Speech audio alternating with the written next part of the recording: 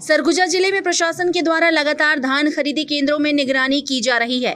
यही कारण है कि धान खरीदी केंद्रों से लेकर कोचियों के भंडारण तक में प्रशासन की टीम दबिश देकर कार्रवाई कर रही है।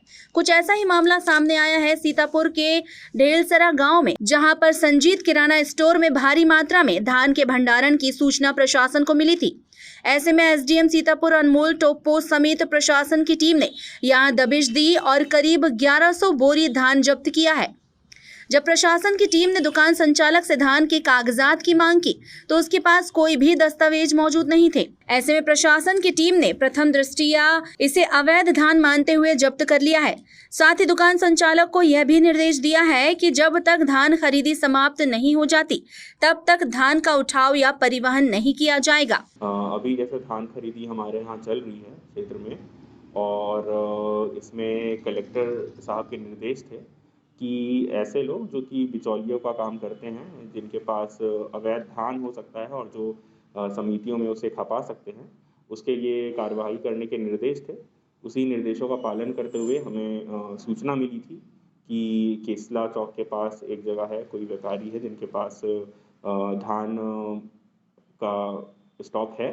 तो उसी जांच में हम लोगों को मिला, वहाँ पे उनके पास स्टॉक था धान का, जिसको कि जब्त करके उन्हीं को सुपुर्द किया गया है और उनको जब्ती बनाई गई है, और वो जब तक धान खरीदी होगी तब तक उसको वो डिस्पोज नहीं कर पाएंगे। इसके साथ साथ मंडी अधिनियम के तहत उनके ऊपर कार्रवाई भी की जाएगी। सर, टोटल कितना धान रहा होगा? लगभग वहाँ पे हमने जो काउंट किया है वो 1100 बोरियों के आसपास हमें वहाँ प्राप्त हुआ है। इसके साथ ही प्रशासन की टीम ने मंडी प्रशासन को इस धान के वेरिफिकेशन के निर्देश दिए हैं, जिसके बाद स्पष्ट हो सकेगा कि आखिर इतनी बड़ी मात्रा में दुकान संचालक के पास धान कहां से आया। साथ ही मंडी टैक्स भी दुकान संचालक पर अधिरोपित किया जाएगा। प्रशासन की टीम ने दुकान संचालक को यह भी चेतावनी दी है कि आगे इस तरह के धान का अवैध भंडारण उसके द्वारा नहीं किया जाए। जिस तरह से सरगुजा जिले में प्रशासन सजग है, ऐसे में कहा जा सकता है कि सीतापुर में हुई इस कार्रवाई से अवैध धान खपाने वाले लोगों में खलबली मची हुई है। टाइम 8 छत्तीसगढ़ के लिए सीतापुर से आलमीन अहमद की रिपोर्ट। मैं हूं सीमा वर्मा और आप देख रहे हैं टाइम 8 छत्तीसगढ़। अगर अब तक आपने टाइम 8 छत्तीसगढ़ को सब्सक्राइब नहीं किया है तो चैनल को सब्सक्राइब कर लें।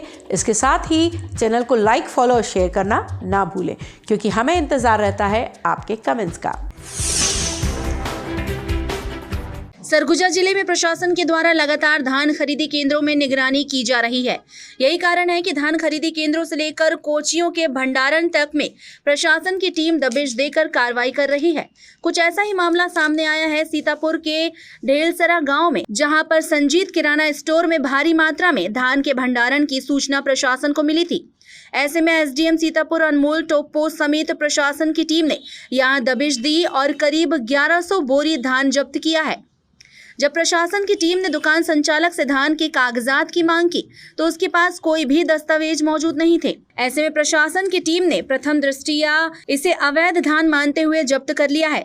साथ ही दुकान संचालक को यह भी निर्देश दिया है कि जब तक धान खरीदी समाप्त नहीं हो जाती तब तक धान का उठाव या परिवहन नहीं किया जाएगा।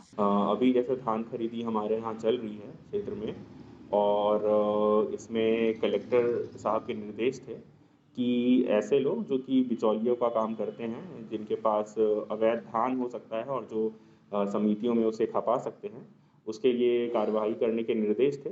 उसी निर्देशों का पालन करते हुए हमें सूचना मिली थी कि केसला चौक के पास एक जगह है, कोई व्यापारी है जिनके पास धान का स्टॉक है।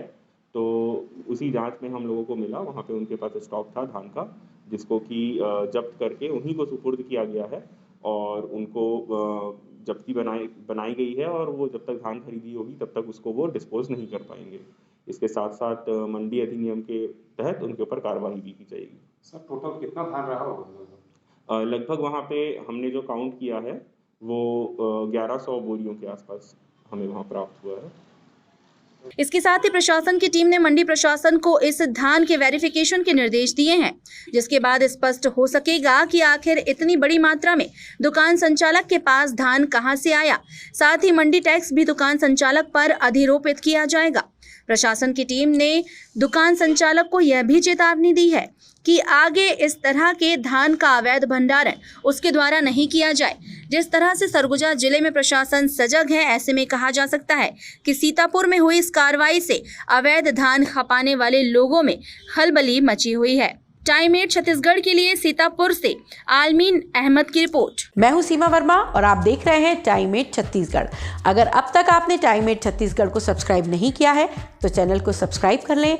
इसके साथ ही चैनल को लाइक, फॉलो और शेयर करना ना भूलें, क्योंकि हमें इंतज़ार रहता है आपके कमेंट्स का।